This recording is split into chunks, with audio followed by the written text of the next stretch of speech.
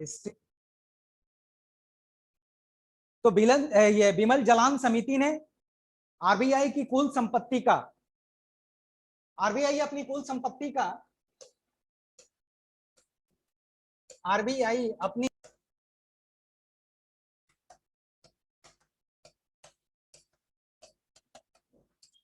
इस समिति ने सिफारिश की है कि अतिरिक्त भंडार का उपयोग केंद्र सरकार द्वारा किया जाना चाहिए। अब नेक्स्ट क्वेश्चन है,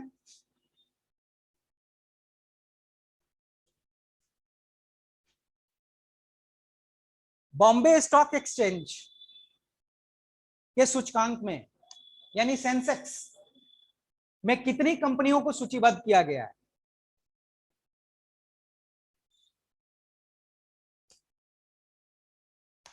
सेंसेक्स में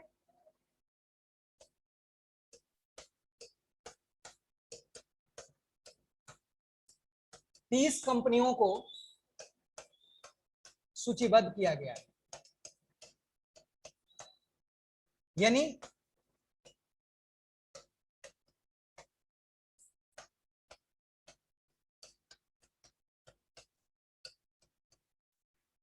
ये सेंसेक्स बॉम्बे स्टॉक एक्सचेंज का है। ये सेंसेक्स यानी सूचकांक विशेषकर सूचीबद्ध कंपनियों के शेयर के मूल्यों में होने वाले परिवर्तन को दर्शाता है। यानी ये 30 कंपनियां जो आमतौर पर भारत की ब्लू चिप कंपनी मानी जाती है, ये उनके शेयर के मूल्यों में होने वाले परिवर्तन को ये दर्शाती है। तो सेंसेक्स में 30 कंपनियों को सूचीबद्ध किया गया है। अब नेक्स्ट क्वेश्चन की तरफ बढ़ते हैं। नेक्स्ट क्वेश्चन है कि मुद्रा का अवमूल्यन यानी devaluation of currency, devaluation of currency यानी व्हाट, मुद्रा का अवमूल्यन क्या है? मुद्रा का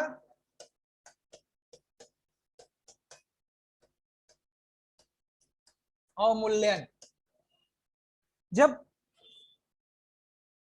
कोई देश अपनी करेंसी का मूल्य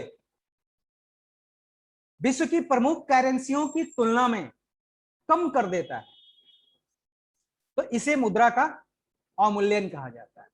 अगर भारत अपनी मुद्रा रुपया का विश्व की कुछ प्रमुख मुद्राएं जैसे डॉलर, पौंड, यूरो, येन, युआन की तुलना में अपने मुद्रा के मूल्य में कमी करता है, तो इसे हम मुद्रा का अवमूल्यन कहते हैं। अगर मान लें कि अभी $1 ₹70 और इसमें अगर अवमूल्यन करना है,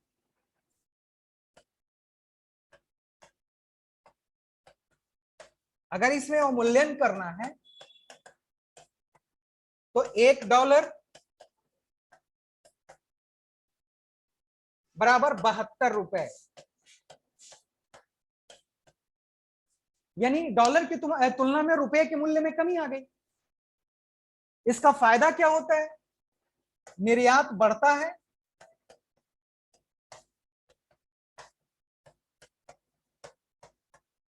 और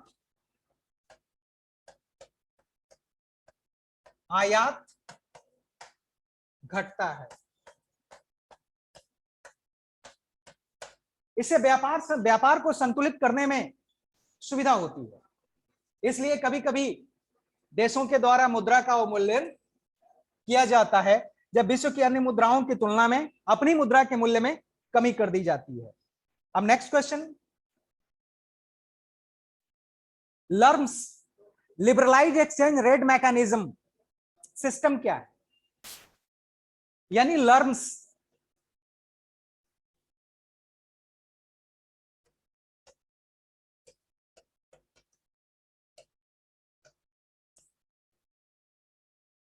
liberalise exchange rate mechanism system, ये बेसिकली मुद्रा विनिमय दर का एक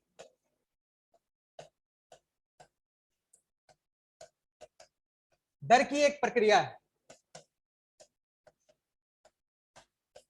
जब भारत ने फिक्स्ड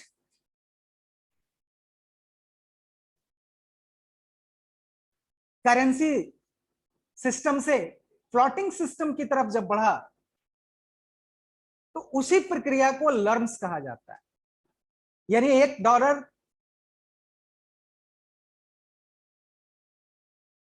और मुद्रा, ये $1 और रुपया का एक्सचेंज रेट क्या होगा, यानी $1 में कितने रुपए मिलेंगे,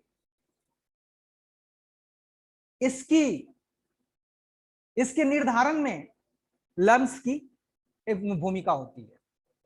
तो लर्म्स बेसिकली उदारीकृत लिबरलाइज्ड विनिमय दर व्यवस्था है जो फ्लोटिंग करेंसी रिजम पर आधारित होता है।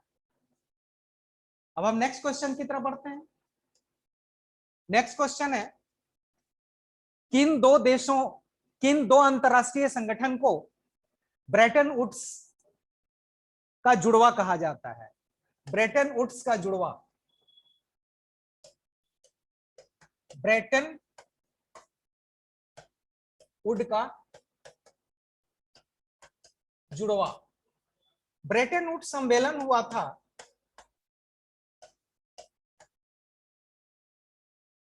वुड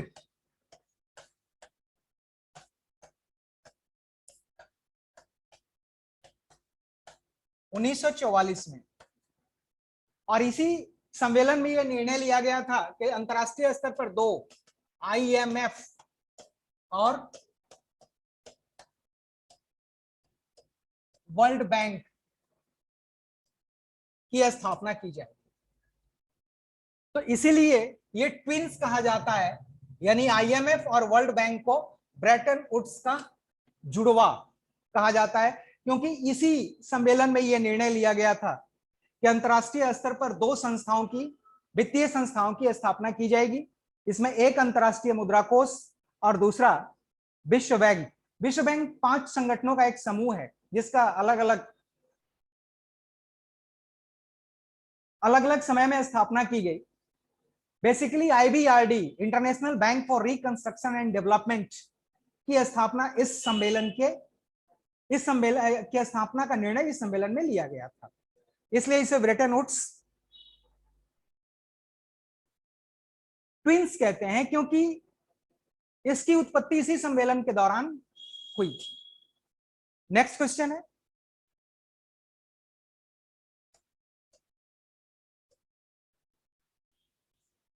भारत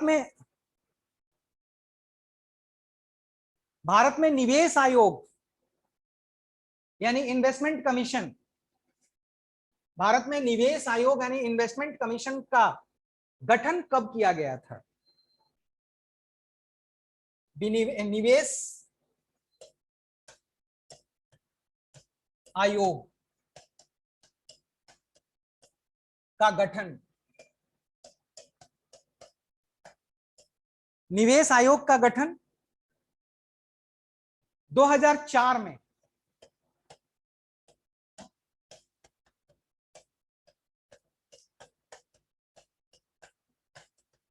दरअसल विदेशी निवेश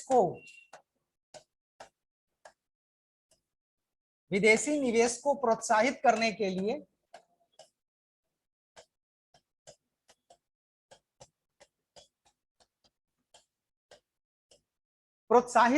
लिए इस आयोग का गठन किया गया।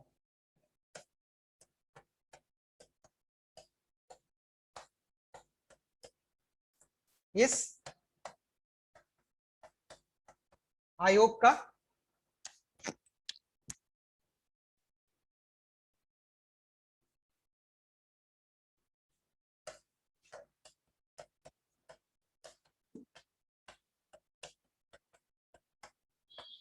गठन किया गया था विदेशी निवेश को प्रोत्साहित करने के लिए, क्योंकि भारत के विकास के लिए फॉरेन इन्वेस्टमेंट की जरूरत थी और इस इन्वेस्टमेंट को प्रमोट करने के लिए ही 2004 में इसका गठन किया गया था। अब नेक्स्ट क्वेश्चन की तरफ, प्राकृतिक गैस अर्थात नेचुरल गैस, प्राकृतिक गैस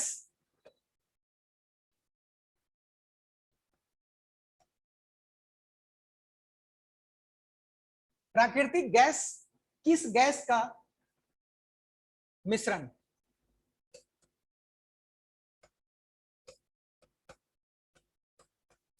हाइड्रोजन गैस का मिश्रण, और इसका मुख्य कंपोनेंट्स मीथेन।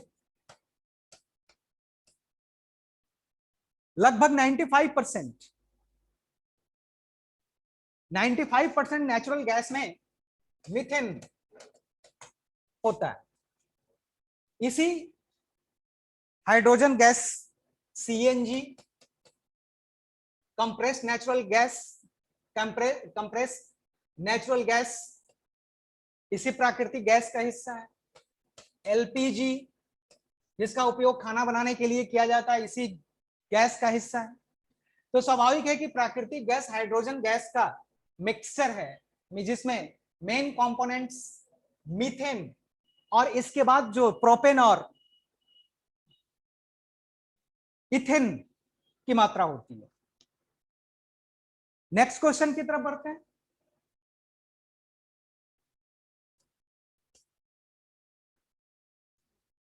नेक्स्ट क्वेश्चन, 300 वर्ष पहले राजस्थान में किसने चिपको आंदोलन की शुरुआत की थी? 300 वर्ष पहले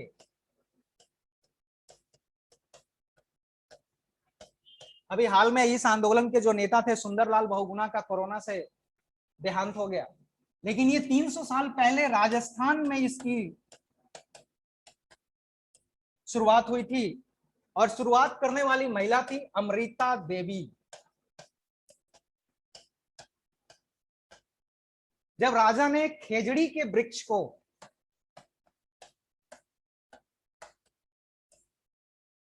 ने कटवाना शुरू किया, खेजड़ी के वृक्ष को कटवाना शुरू किया,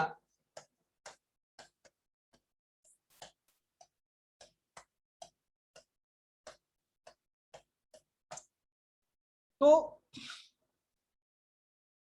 अमृता देवी ने कुछ महिलाओं को साथ लेकर इन पेड़ों को बचाने के लिए पेड़ों से चिपक गई। राजा इतना क्रूर था कि इन महिलाओं को वही मरवा दिया, इन महिलाओं की हत्या करवा दी उसने। यानी पेड़ों को बचाने के लिए, पर्यावरण, पेड़ों को बचाने के लिए इतना बड़ा बलिदान अमृता देवी ने दिया। आगे चलकर इसी घटना से प्रेरित होकर, इसी बलिदान से, इसी त्याग से प्रेरित होकर सुंदरलाल बहुगुणा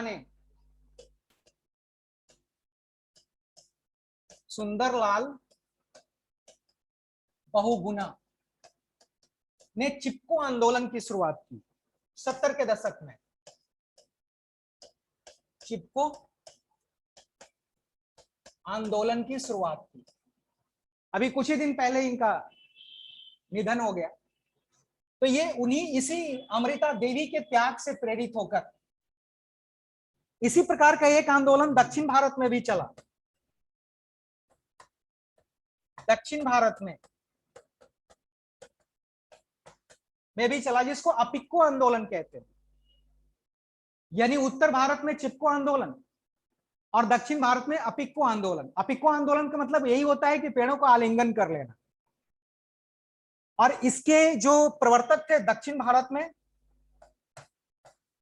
अपिक्को आंदोलन, चंडी प्रसाद भट्ट,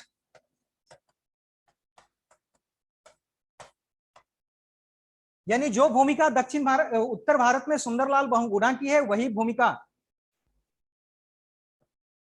चंडी प्रसाद भट्ट की रही है। नेक्स्ट क्वेश्चन,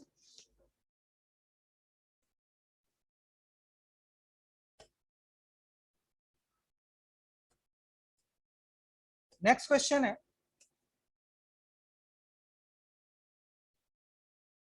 मनुष्य और जीव मंडल की शुरुआत यानी मैन एंड बायोस्फीयर कार्यक्रम की शुरुआत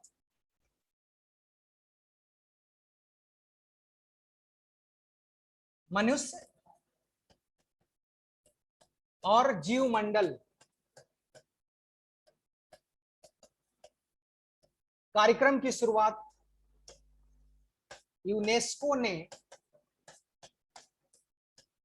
यूनेस्को द्वारा 1971 में की गई थी। 1971 में यूनेस्को द्वारा इसकी शुरुआत की गई थी। इसका मुख्य उद्देश्य था कि दोनों के संबंधों को, बायोस्फीयर को संरक्षित करना, दोनों के संबंधों को स्पष्ट करना और विश्व के बायोस्फीयर्स की पहचान करके उसे संरक्षित करना इस कार्यक्रम का मुख्य उद्देश्य था। अब नेक्स्ट क्वेश्चन की तरफ बढ़ते हैं।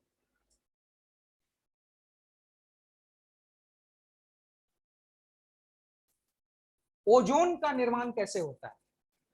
ओजोन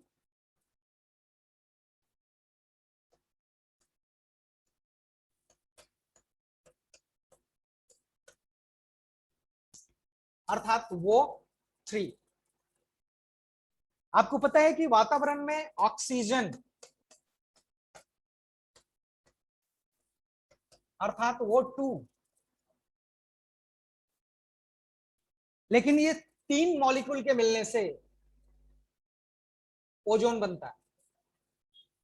तो जब O2 पर पराबैंगनी किरणें पड़ती हैं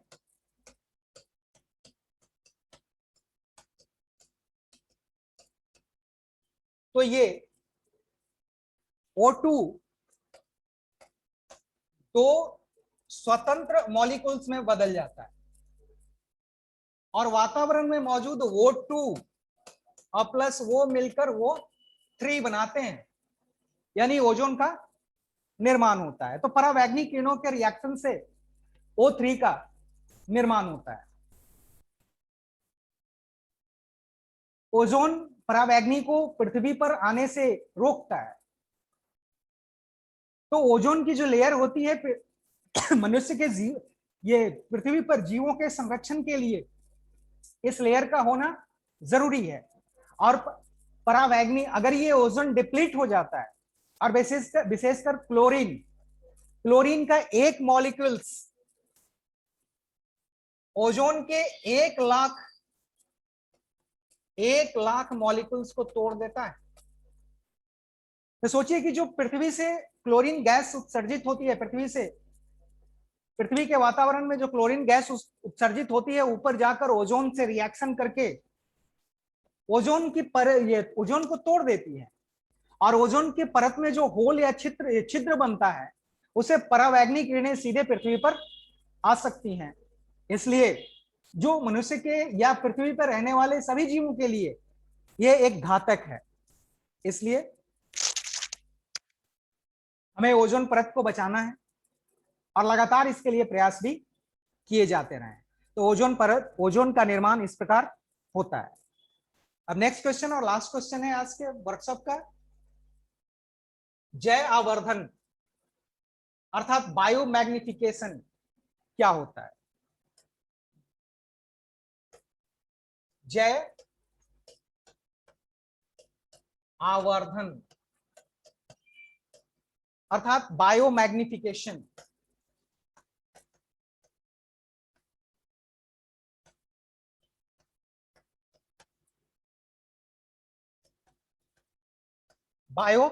मैग्निफिकेशन बेसिकली परितंत्र यानी जो ये इकोलॉजी है के अंतर्गत विभिन्न पोषण स्तर में रासायनिक पदार्थों के अनुक्रमिक वृद्धि को ही, यानी विभिन्न पोषण के स्तर पर जो रासायनिक पदार्थों के अनुक्रमिक वृद्धि को ही जय आवर्धन कहा जाता है। यह है आज के वर्कशॉप का अंतिम प्रश्न। आज वर्कशॉप में यहीं कंक्लूड करता हूं। धन्यवाद।